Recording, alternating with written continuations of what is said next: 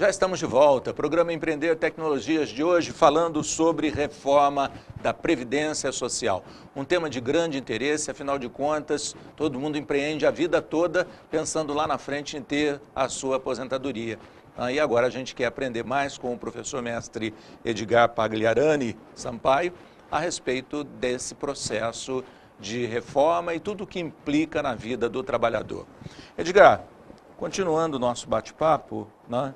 O governo tem insistido, a gente estava falando sobre valores, sobre déficit, mas ele tem insistido em dizer que a reforma se deve ao fato dos recursos arrecadados não serem suficientes para financiar a Previdência. Isso corresponde à verdade? O que está acontecendo? Olha, o que eu vejo é que os analistas, né, da área econômica e outras áreas afins, que têm conhecimento sobre as questões previdenciárias, eles dizem que há de fato um déficit, ou seja, que o que se arrecada não é suficiente para cobrir as despesas. Tá? Eu sou muito pragmático e vejo que nos últimos 20 anos, mais ou menos, desde o Fernando Henrique Cardoso, depois veio o Lula, o Fernando Henrique ficou 8 anos no governo, o Lula mais 8, depois veio a Dilma e agora temos o Temer. Eles são de diferentes partidos, PSDB, PT, PMDB, e de diferentes correntes ideológicas. Exato. Todos eles, quando estiveram no governo, propuseram ou quiseram fazer reforma na Previdência. Todos. Sim. Sem distinção. Então, eu acredito que se não houvesse o déficit, né, porque, vejam bem, alguns fora do governo alegavam que não havia déficit, mas quando tomaram, né, o governo, passaram a governar, logo começaram a reconhecer a existência do déficit. Então, eu acredito que haja, sim, o déficit. O mercado econômico também acredita, porque pode ver que quando se fala que vai haver uma reforma, que ela vai andar, que ela vai tramitar, o mercado fica em alta, e quando se percebe que ela não vai ocorrer, há uma diminuição, né, no mercado. Então, também no plano internacional, houve um rebaixamento de nota, né, do Brasil, no exterior, em virtude que não foi adiante a reforma. Então, eu acredito, por ser pragmático, que há, de fato, um déficit, que faltam recursos. Sem dúvida, sem dúvida. Até porque também existe a questão do envelhecimento da população. Sim, isso é uma questão mundial. É algo bom porque a população está envelhecendo com mais qualidade de vida e saúde, portanto estão envelhecendo e morrendo, né, com idade bem mais avançada do que acontecia no passado, e isso é muito bom, porque as pessoas estão vivendo mais e com mais saúde. Só que para a Previdência isso cria um problema, porque as pessoas vão receber benefícios de aposentadoria por mais tempo, e evidentemente tem que existir recursos para isso. Os recursos que são usados para pagar os aposentados são os recursos daqueles que estão trabalhando. Não existe um cofre em que o dinheiro fique guardado. Pelo contrário, todo mês entram recursos de quem contribui porque trabalhou naquele mês e teve desconto previdenciário, se é empregado, ou então do empresário que pagou, né, as contribuições mensais. Aqueles recursos mensais são usados para pagar as aposentadorias daquele mês e outros benefícios a serem pagos naquele mesmo mês. Portanto, não há um dinheiro guardado. Tá? De modo que quando eu tenho um número maior de aposentados ou de pessoas que recebem benefícios, eu preciso ter o ingresso de um maior número de pessoas no mercado, para que aumente também as contribuições. Com certeza. Mas isso não está ocorrendo. Então, está aumentando o número de pessoas que recebem benefício, e o tempo que eles recebem é maior, e o número de pessoas que passam a contribuir, que ingressam no mercado, é menor, porque as famílias... É um outro problema, não é um problema, mas é um fato, né? As famílias estão cada vez menores. Então, isso faz com que haja menos pessoas jovens, né, para ingressar no mercado. Os países da Europa, especialmente os mais antigos, né, estão passando por problemas nesta área, exatamente pelo mesmo motivo nosso. Demográfico, né, de um lado, Sim. E social. Então, isso é um problema, não é só do Brasil, é um problema que aflige também outros países. Com certeza. Agora, As dívidas das grandes organizações e até mesmo do setor público com o INSS, se fossem adequadamente cobradas, não ajudaria no equilíbrio das contas? Não estaria havendo aí uma má gestão no Instituto? Eu preciso fazer um esclarecimento. Em 2007, foi criada um órgão chamado Receita Federal do Brasil, o Super Receita. Né? Então, naquela ocasião, antes da mudança, havia as contribuições previdenciárias que eram arrecadadas e cobradas pelo próprio INSS e as contribuições fiscais, que são os outros impostos, tributos, né, eram cobradas pela Receita Federal. Com a criação da Super Receita, houve uma unificação, de modo que foi criado um órgão que tanto arrecada as contribuições fiscais devidas à União, quanto as contribuições previdenciárias devidas à Seguridade Social. Então, a cobrança é feita por um órgão só hoje em dia. O INSS, portanto, não é mais responsável pela cobrança. Ele hoje está com a incumbência de conceder benefícios, né, e manter benefícios. Esse é o primeiro ponto. O fato é que as cobranças das grandes empresas, elas são feitas, mas essas empresas acabam ajuizando ações para se defender das cobranças. E essas ações, na Justiça, tramitam e demoram a dar resultado, enfim, chegar ao fim. De modo que a cobrança é feita, mas o resultado demora a aparecer ou não aparece. De modo que as empresas que têm recursos, elas usam a via judicial para poder protelar o pagamento ou tentar deixar de pagar algum tipo de tributo que elas julguem que é inconstitucional, que é indevido. De modo que a cobrança existe, mas ela é feita de uma maneira um pouco morosa. Exato. Talvez fosse necessário fazer alguma mudança que desse possibilidade da cobrança ser mais rápida. Agora, há alguma coisa que precisa ser feita. Eu considero que talvez seja preciso mudar alguma coisa no que diz respeito à renúncia fiscal. Então, ou seja, a gestão talvez esteja equivocada, não na parte de cobrança, mas sim na parte de concessão de benesses a certos setores da economia. Então, vejam bem, as contribuições são devidas pelas empresas, mas de tempos em tempos, o governo concede a alguns setores da economia privilégios, isto é, redução no importe, naquilo que eles vão ter que pagar de contribuição à Previdência. Com isso, ele quer estimular o setor, quer gerar empregos, né? Isso é o que é dito. Mas acontece que, ao diminuir a arrecadação, obviamente, há menos recursos no cofre e óbvio, né? Cria um déficit. Então, se não houvesse tantas renúncias, né? Então, certamente sobraria mais dinheiro nesse cofre e, evidentemente, o déficit, né, seria menor. De modo que eu acho que uma das mudanças seria diminuir esses incentivos fiscais, essas renúncias fiscais, acelerar de alguma forma, né, a cobrança, sim, certo? E talvez mudança também nos critérios de concessão de benefícios, porque alguns benefícios são concedidos de uma forma muito fácil e exigindo poucos requisitos, de modo que serão 3 ordens de mudanças, né, que seriam necessárias para que a gestão fosse aprimorada. Esse é o meu ponto de vista pessoal, né? Agora, os estados e os municípios também acumulam uma certa dívida significativa com o Instituto, com a Super Receita? Sim, porque muitos, especialmente os municípios, eles ainda têm muitos trabalhadores que não estão vinculados ao regime próprio de previdência, mas ao INSS.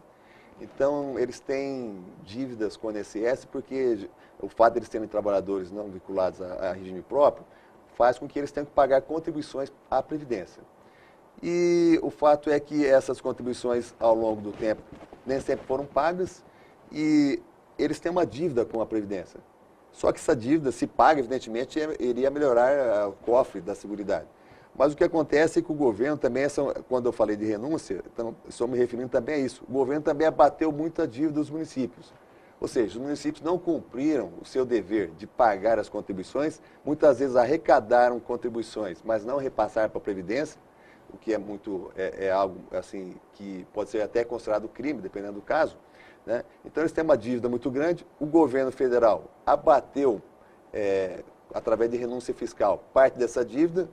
Então, isso gera um problema para quem está recebendo benefício, porque a Previdência, com menos recursos no cofre, não pode, por exemplo, aumentar benefícios e, enfim, criar novos benefícios. Isso cria um problema para todos.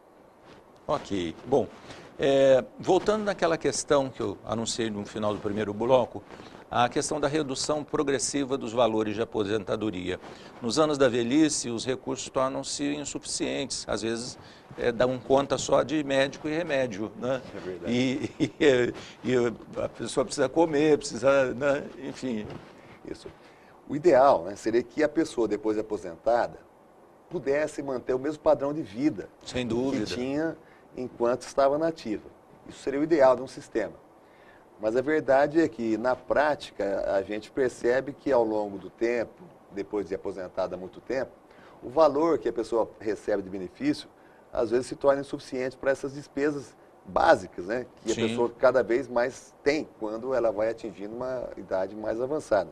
Que ela vai precisar de médicos, medicamentos cada vez mais, né? Então, esse é um problema muito sério. De que forma a Previdência tenta manter o valor dos benefícios? Colocando ou repassando a inflação anual para o valor dos benefícios. Acontece que alguns bens ou serviços acabam subindo acima da inflação. Sem dúvida. De modo que essa reposição só do que deu a inflação nem sempre é suficiente para manter o padrão de vida do aposentado. Agora, nós sempre vamos e voltamos na mesma questão. Se o cofre não fosse deficitário, seria possível, por exemplo, dar aumentos acima da inflação, o que seria o ideal. Então, por isso que, de repente, mudar alguma coisa no sistema previdenciário, fazer de alguma forma uma reforma, vai ser importante porque vai beneficiar no futuro mesmo as pessoas que estão aposentadas. Porque se houver recursos, além do necessário para pagar os benefícios, se poderá dar um aumento substancial do valor das aposentadorias, se pode acrescentar novos benefícios, além daqueles que já existem. Enfim, talvez haja benefícios para todos. Exato. Eu acho que a reforma da Previdência, como está sendo proposta, ela não é tão abrangente, né? Por quê? Porque vários desses fatores que você mencionou com relação à postura das organizações, das empresas, dos estados e municípios, não estão entrando nessa discussão. A própria justiça, na hora de acelerar as cobranças, os processos, né? Eu acho que talvez colocasse tudo isso no pacote, né? Isso. Não iria pesar só sobre o trabalhador. Esse é um ponto importante, hein? Eu, assim, considero, do meu ponto de vista pessoal, que deve ser feita a reforma da Previdência. Mas há um ponto a ser considerado. Quem está sofrendo mais fortemente, ou está sujeito a sofrer mais fortemente os impactos da reforma, é o trabalhador, é o servidor. E há outros setores que podem contribuir muito para que os cofres melhorem, né? Sem dúvida. E veja só, há até empresas públicas, né, que devem para a Previdência. Muitos questionam, poxa, a Petrobras deve para a Previdência, né, um grande banco deve para a Previdência, até um órgão estatal como o município deve para a Previdência. Então, isso está errado, né? Mas só que esses órgãos, eles infelizmente têm, infelizmente, quer dizer, cada um tem o direito de se defender como pode, né? Uhum. E alguns fazem uma má gestão, por isso estão devendo, né? Então a gente sabe que na Petrobras, né, houve desvios. A má gestão faz com que eles não tenham recurso para pagar algumas das suas dívidas. E, evidentemente, eles vão escolher, né, quais delas serão pagas ou não. E municípios e assim por diante, os bancos, etc. Então, eles podem, de alguma forma, contribuir. Ou seja, é possível tirar recursos dessas áreas de atividade, né, que, de repente, não foram tirados. Então, se isso acontecer, evidentemente que é possível fazer uma reforma no que diz respeito aos trabalhadores e servidores menos ampla, né? Mas é evidente que, ao fazer isso, se estará mexendo com pessoas, entidades poderosas. Com certeza. É mais difícil, né, fazer uma mudança que atinja essa classe, essa categoria ou essas instituições, do que fazer uma reforma que atinja os trabalhadores. Os trabalhadores, de uma forma geral, não têm muito o que fazer contra as mudanças, né? Eles podem fazer manifestações, lamentar, etc., mas não tem muito o que fazer. A mercê do voto dos deputados e senadores. Exatamente, né? Eles ficam, do meu ponto de vista, à mercê do voto dos deputados e senadores. E, portanto, não tem muito o que fazer, ou não podem fazer muita coisa, porque você elege um representante seu no Senado ou na Câmara Federal, mas depois você não tem como exigir que ele vote conforme, né, o pensamento seu, ou até mesmo aquilo que ele propôs como plataforma, né, na época que estava sendo candidato. Depois ele pode mudar a plataforma dele, pode ter mudado de partido e tudo mais. Então, assim, quem vai sofrer os impactos, né, mais fortemente da reforma, se ela for aprovada tal como foi proposta, são os trabalhadores e os servidores, isso não há dúvida. Mas há outros setores que poderiam contribuir também para isso. Se eles contribuíssem de alguma forma, ou seja, se a reforma atingisse também outros setores, seria possível fazer uma reforma menos drástica, né, em relação aos trabalhadores e especialmente em relação aos servidores.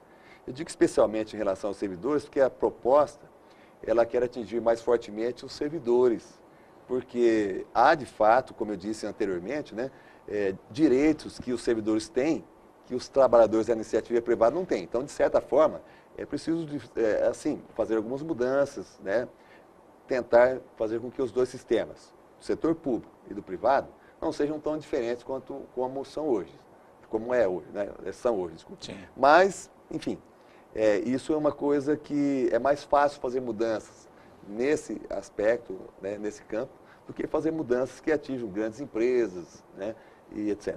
Mas, enfim, os trabalhadores com certeza vão sofrer mais fortemente as mudanças se elas vierem, né, a ocorrer. Com certeza. Edgar, eu quero te agradecer muito, porque foi esclarecedor a sua fala aqui, foi esclarecedora. Muita gente tinha e tem dúvidas, ainda tem outros temas para aprofundar, mas eu queria te agradecer muito, porque, sem dúvida nenhuma, contribuiu com a gente, assim, esses esclarecimentos. Eu espero ter ajudado, né, e só queria dizer o seguinte: as reformas não poderão modificar os direitos daqueles que já podem se aposentar conforme as regras atuais. Okay? Então, isso é importante. A gente fica preocupado com as mudanças, mas é preciso saber que quem já tem direito ao benefício hoje, nas regras atuais, não pode ser atingido pelas mudanças. Ele estará com os direitos garantidos. Nós vamos acabar tendo que fazer um outro programa. Edgar, muito obrigado. Obrigado a você também que nos acompanhou mais uma vez hoje, ficou sabendo sobre o grande empreendimento da sua vida, que é a sua previdência, né? E pensar um pouquinho mais agora a respeito dessas reformas, se inteirar um pouco mais a respeito disso, para que a gente possa ter cidadania e participação. Um abraço, tenha uma ótima semana.